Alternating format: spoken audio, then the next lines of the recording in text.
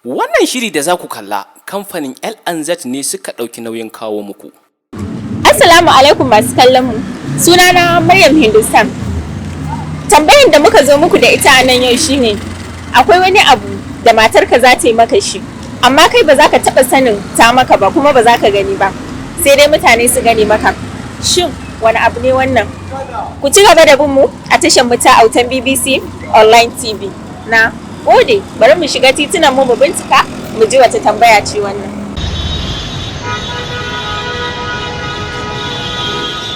Autan BBC Online TV. Akwai wani abu wanda matarka za ta iya maka shi, amma kai ba za ka san ta yi maka ba sai dai wasu su gani. To fa. Shin wani abu ne wannan? Abin da za ta yi mu kuma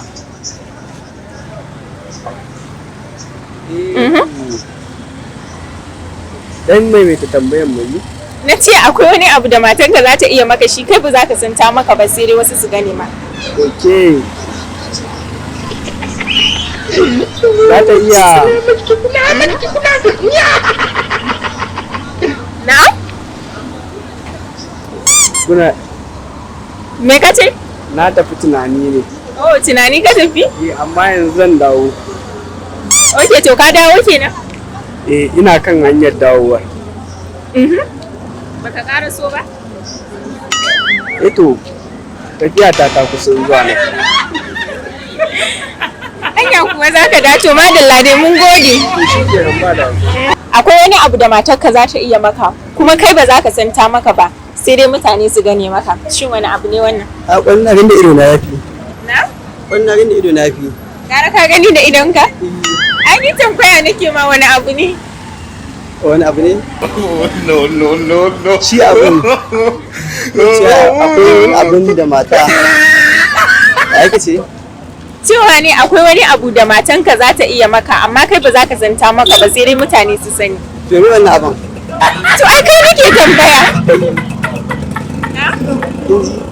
Na? Akwai wani abun da mata ta za ta riƙa yi ma, amma dai ba sani ba ne mutane su faɗa ma. To wani abu ne? To mi kenan? To ina tambayan ka kana tambaya na. To madalla mun gode.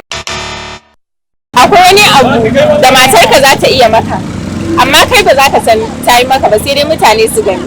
Menene wannan? Tashin hankali ba da gari na sallah. To, wa ba kin san cikin rudani wallahi.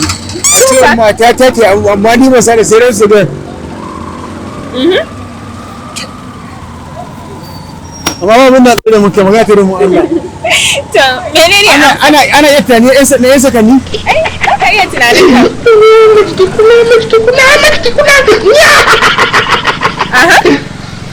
Hai.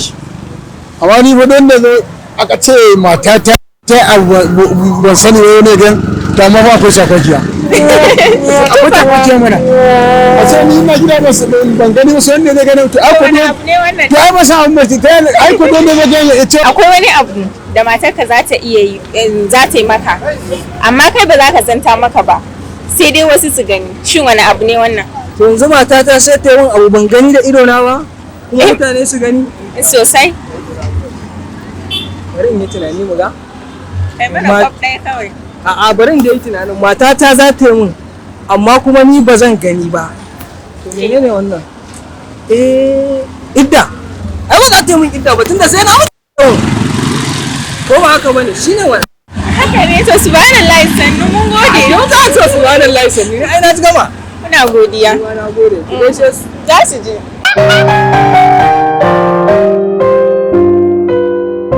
Mun gode da kallon tashar autan BBC Online TV. Ku danna subscribe, kana ku danna alamar ƙararrawa domin sanar da ku daɗaɗɗen shirye-shiryenmu da zarar mun ɗora.